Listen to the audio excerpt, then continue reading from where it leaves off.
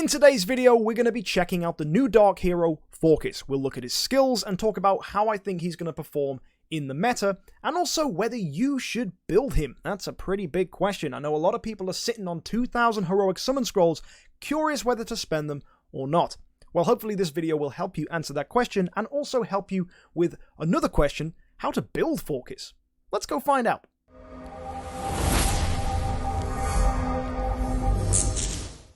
So before we go and look at Phorcys' skills, the first thing I want to take a look at is his speed. He's coming in at 1238, and for PvP, that's huge. That means he's 20 speed points quicker than a carry, and that is very, very important, because Rogan's speed boost is 20. That means a carry with speed boost from a Rogan is only going to tie with Phorcys, assuming you take skins out of the equation. If Phorcys gets his own skin in the future that gives him speed, he will be able to match carry point for speed if she's boosted by a Rogan and he isn't. That's pretty important. Bear that in mind. His first passive gives him HP, attack, skill damage, control immunity, and speed, which is why his speed stat is so high. 30% control immunity is really nice. That's definitely going to help him not get CC'd by opponents, because doves from Sherlock and getting stunned by cruises is pretty sucky, so it's nice that he has some immunity to that. Combine this with the new artifact that just came out, he'll be able to do an active skill round 1 and have a whopping 55% control immunity. That's not including stuff that he gets from guild tech. That's very nice. Looking at his second passive, it's Dark Coil. This means his basic attack will deal 600% of attack damage to the enemy with the highest attack and reduce all of their damage dealt by 25% for 3 rounds. This cannot stack. This is pretty great. It will make one of your opponents much less effective at dealing damage to your team. The only issue is it's only one of them, which means there's still 5 of them that are going to be doing a ton of damage. Also, it's the one with the highest attack. Now, okay, this is probably going to be a Transcendence hero most likely, because they have really high base stats, but they already deal an astronomical amount of damage. So is this going to be really crucial? Time will tell, but I think a single target debuff isn't as strong as it could be, and it is very likely that that debuff will just get removed by Purify. It's an okay ability, it's actually quite nice, it's going to be really useful in PvE, but in PvP I don't think it's the best basic skill we've seen, but it's certainly okay. Phorcys' final passive is Soul Resonance. When the round ends, he'll deal damage to enemies equal to 8% of their max HP, and this will scale with his attack, so that stops him from doing a ton of damage to broken spaces and guild bosses and things like that, because it would be quite silly if it was 8% of theirs, so they always put this little caveat in if anything scales with max HP. In addition, he'll inflict 1 layer of Soul Corruption that will last 6 rounds, and Soul Corruption corrupts 8% of the target's max HP up to 40%, and corrupted HP cannot be restored. That means healing will not help you get that HP back, which means Phorcys is slowly going to decay away at opponents, making them much easier to kill. It's going to make health swapping from Sherlock less effective, and it's going to make killing people from full health to 0 health much easier. Now, this is a slow decaying ability, so it's not going to be outstanding in PvP, because PvP fights normally end fairly quickly. However, if we moved into a sustained meta where fights were going on for many, many rounds, which is potentially possible when all heroes are Void 4, this could be really, really interesting. But at the moment, whilst the balance of the meta is offset because some heroes are Void enabled, some aren't, I don't see this being absolutely amazing. However, it does synergize very nicely with his active skill. Imminent Doom is Phorcys' active skill. It allows him to deal 800% of attack damage to 4 random enemies with a 100% chance to remove 1 attribute buff from the enemy, and then inflict 3 layers of Curse Decay. So what he can do is remove the speed buff, or attack buff, or crit buff, or whatever the buff is given to the opponent's team by a Rogan. In addition, the Curse of Decay will then trigger when the enemy receives attribute buffs, and when triggered it will remove one of the attribute buffs and also deal 1500% of attack damage to the opponent, which is massive. After that, the curse disappears. So basically, most PvP teams are getting buffed at the start of rounds by Rogans. So what your Phorcys will do is use this active skill and mark the opponents with Curse of Decay. Then at the start of the next round, Rogan will buff them and then wipe them out immediately. If you watch how this interacts in a PvP fight, it makes Phorcys seem nuts. Heroes just fall over, it cuts right through Unbending Will, and because it's 1500% of attack damage And because there are multiple layers, that's a lot of damage that happens immediately. Rogan gives many buffs, which means this triggers multiple times, and this makes Phorcys an absolute force to be reckoned with against teams with Rogans. And this creates a beautiful little triangle that has now been formed in the meta, thanks to Phorcys. But before we talk about that triangle, let me talk about one little thing between Phorcys and Russell. If Phorcys gets dazzled by Russell, that sucks, because Phorcys' active skill hits 4 random enemies, but Dazzle will make it hit only 1, which massively limits Phorcys' ability to deal a ton of damage to your opponent's team. So that sucks, so watch out if Phorcys is your lowest HP hero, because it means he's much more likely to get dazzled. But hold on, when Russell uses his active skill, he increases his own crit by 50% and his own damage reduction by 40%. These both will trigger Phorcys' active skill, and this means Russell's can potentially knock themselves out of the air because they're slower than Phorcys and will take the hit from Phorcys, then use their active skill and immediately bloop, die.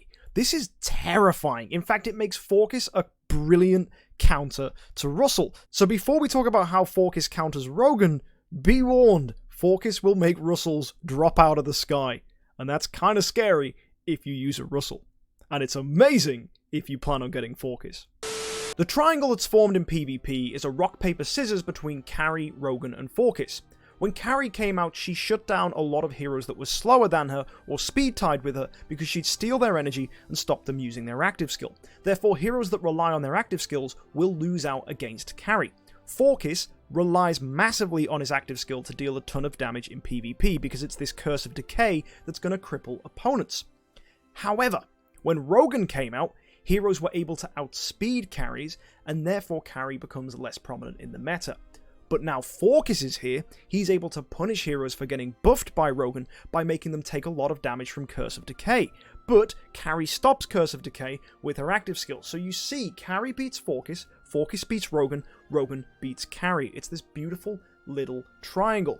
Also, it may result in people being forced to run all 3 on their teams. So let's say you run a Carry on your team to energy steal your opponent's Phorcys, and their Phorcys is the same level as your Carry.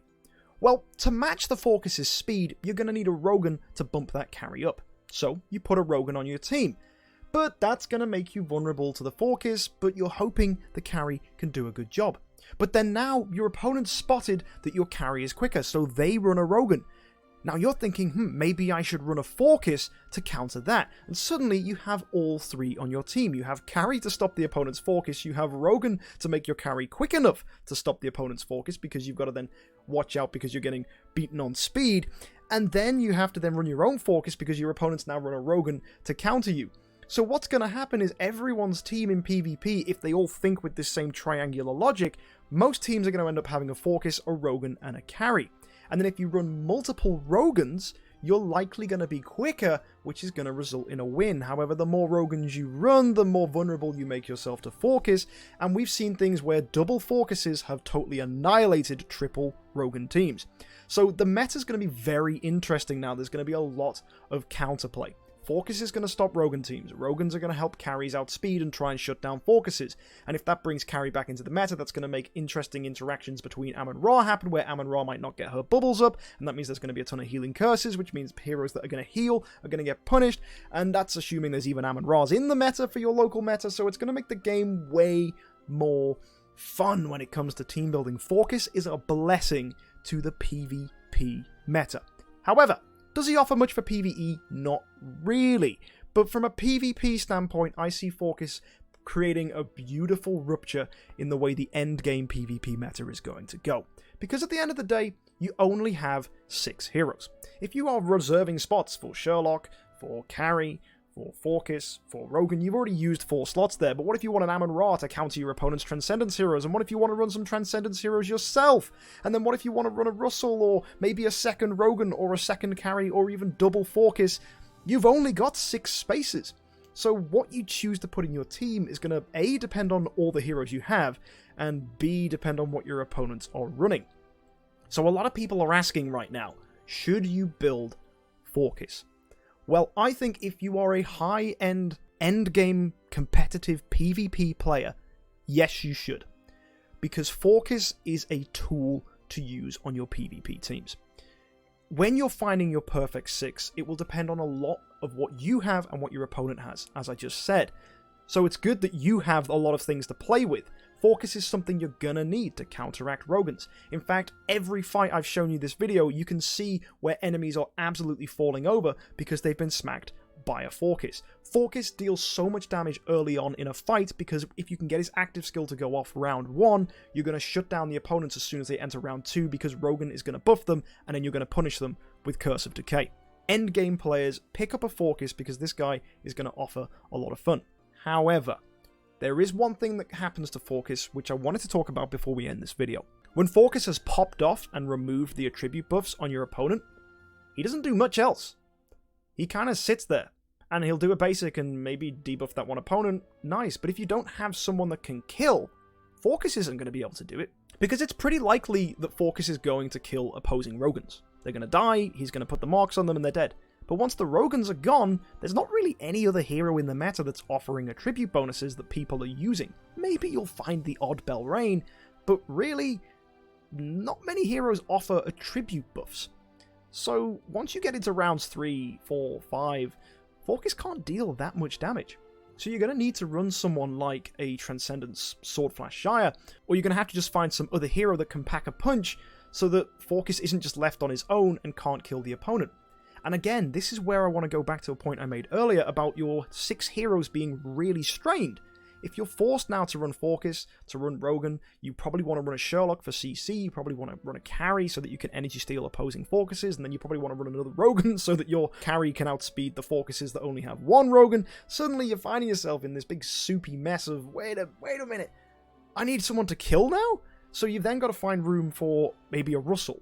And then you've got to hope that Russell doesn't die. Do you need to then buff them with an Ignis? Or what if you need to then run an Aaron Ra to protect you? So it all comes back to this same point of your chosen 6 are really going to matter. And you've got to make sure you've got someone that can fulfill every role. And the one thing Phorcys lacks is killing people at the end of a fight. He can kill them early on, but you're still going to need to pair him with someone that can stay alive and do some killing. And unfortunately, a lot of you don't want to hear this, but the best hero that can do that right now is probably Swordflash. And Swordflash is a very expensive Transcendence hero. Does that mean Phorcys is bad? No, he does some amazing stuff early in fights. Just don't expect him to clutch a fight later on, because in later rounds, the Rogans are probably dead, and with no Rogans, it means your opponents aren't going to be getting attribute buffs, and therefore Phorcys won't deal much damage. Now, if you're wondering how to build a Phorcys, the most important thing is getting his active skill off. So you're going to need to give him some form of energy artifact, whether it's Magic Source, whether it's Orb of Annihilation, it could even be a Demon Bell, or even the new artifact that offers control immunity and energy. It's pretty good. But there's another way of giving him an active skill early on, and it's very niche and difficult to do. But if you have 2 splendid Demon Bells, you can have 2 Rogans wear them, go early, and feed energy into the rest of your team. This is very nice. But here's another fun interaction. Heroes gaining energy counts as an attribute buff. So that's a fun little thing. People that are running Splendid Demon Bells are going to get hurt by Phorcyses. So that's one thing you might want to add to your little knowledge bank of how Phorcys works. But either way, fueling a Phorcys with Splendid Demon Bells is pretty sweet, because it means then you can give him something like a Splendid Augustus Magic Ball, or even just a Golden Crown so that he can be nice and tanky and maybe stay alive. Or perhaps Punisher of Immortal if you wanted that active skill to crit maybe. But I do think if you were going to run him in just a generic team that didn't have this kind of Splendid Demon Bell, I think Snowheart is a very good artifact to give him, because it offers him a load of control immunity and gets that active skill out early. However, Orb of Annihilation is pretty good because of that bonus to skill damage, and Demon Bell's always going to be good because it increases his attack, which therefore increases the damage of his abilities. As for the stone you want to give him, this is probably going to be speed attack, because at the end of the day, it's going to make him quicker and make him deal more damage, which is Phorcys' purpose. Who cares if he dies early on, because really, I mean, he's done his job. As soon as that active skill goes off, you're probably going to drop 3 heroes anyway, so winning! Unless, of course, your opponent doesn't have a Rogan, and then you probably don't want to run Phorcys at all. So that's my initial thoughts on Phorcys and where he's going to be in the meta. If you found this video useful, be sure to subscribe for more content like this in the future. I've got a ton of videos that I'm meaning to edit right now, but I took a couple days off because of Christmas, and we did a massive Christmas stream on Friday, so sorry that there's been a little delay in my uploads. But anyway, guys, videos will be coming, hopefully 2 a day if I can, which is going to be pretty sweet. And also, if you want to catch some more content before any uploads come out, you can find some here on the side of the screen. Also, a big thanks to the influx of people that have decided to back me on Patreon. If you're curious how to help me out with that, be sure to click the link up there or one down below in the description. And as always, guys, thank you for tuning in, have a great week, and happy idling.